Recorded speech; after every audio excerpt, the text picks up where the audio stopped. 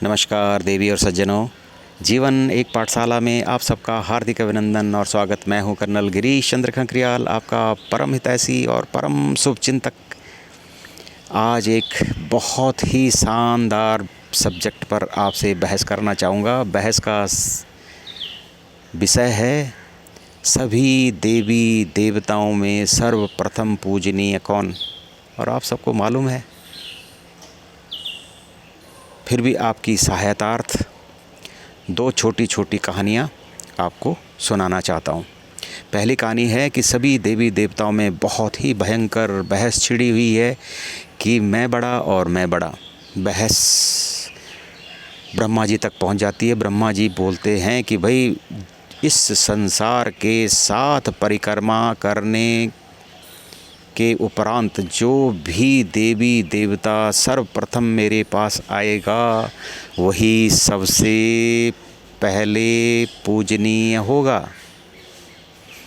उनमें से एक देवता थे भगवान गणेश जी। छोटे से बालक, मोटे से बालक, बड़े पेट वाले बालक और उनका वाहन चूहा। चूहा। गणेश जी को चिंता हो गई, लेकिन उनकी चिंता का जल्दी से सल्यूशन निकाल दिया उनके सद्गुरु नारद जी ने।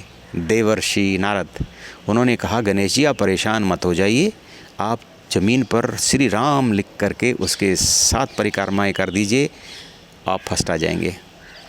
और उन्होंने गुरु की आज्ञा का पालन किया और श्री राम लिख करके उसकी 7 परिक्रमाएँ करके सबसे पहले भगवान ब्रह्मा जी के पास में दौड़े दौड़े गए। और वो भगवान ब्रह्मा जी जो है प्रसन्न हो गए। बोला ये तो बालक बहुत ही विद्वान है, बहुत ही चतुर बालक है। और उन्होंने कहा कि आज के बाद सर्वप्रथम पूजे जाने वाले देवता होंगे आप। दूसरी कहानी भी मालूम है आपको कि इसी तरह जो है दोनों भाइयों गणेश जी और उनके बड़े भाई में द्वंद्व हो गया कि भाई पहले कौन पूजा जाएगा। भवानी शंकर दोनों प्रसन्न हो गए। उन्होंने कहा भैया जो इस संसार के 3 परिक्रमाएँ करने के उपरांत सबसे पहले हमारे पास आएगा वही सर्वप्रथम पूजनीय होगा। और गणेश जी बहुत चतुर थे। उन्होंने कहा कि मेरे घर, मेरे संसार तो मेरे माँ और पिताजी हैं। और उन्होंने अपने मूषक वाहन से अपने माँ और पिताजी के कई परिक्रमाएँ कर डाली। भगवान गौरी शंकर बहुत प्रसन्न हो गए। उन्होंने बहुत कहा कि गणेश जी आप ही सबसे पहले पूजे जाओगे, आप ही महान हो। लेकिन गणेश जी कहते हैं कि नहीं, मेरे पूजन करने से पहले अगर आप अपने माँ पिताजी का पूजन करते हैं तो हर काम आपका सफल होगा। मेरे पूजन करने से पहले अगर आप गौ माता का पूजन करते हैं तो आपके सारे काम सफल होंगे। मेरी मूर्ति आप अगर गोबर से बनाएंगे तो आपके काम सफल होंगे। क्यों? माँ और पिताजी ही सारे आपके संसार हैं, उन्हीं से आपका संसार बनता है। गौ माता आपको दूध देती हैं और गौ माता के दूध से क्षीर सागर बनता है। और क्षीर सागर में रहते हैं भगवान विष्णु। और भगवान विष्णु किसके साथ रहते हैं? माता लक्ष्मी के साथ। और माता लक्ष्मी का निवास कहाँ पे है? गोबर में। गोबर में माँ लक्ष्मी का निवास है। तो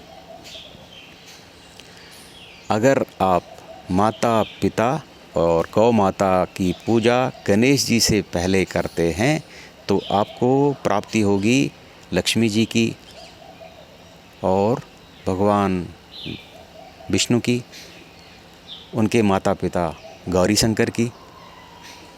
और ये मैं नहीं कह रहा हूँ, ये कह रहे हैं स्वयं गणेश जी कि मेरे पूजन करने से पहले इन सब का पूजन करिए।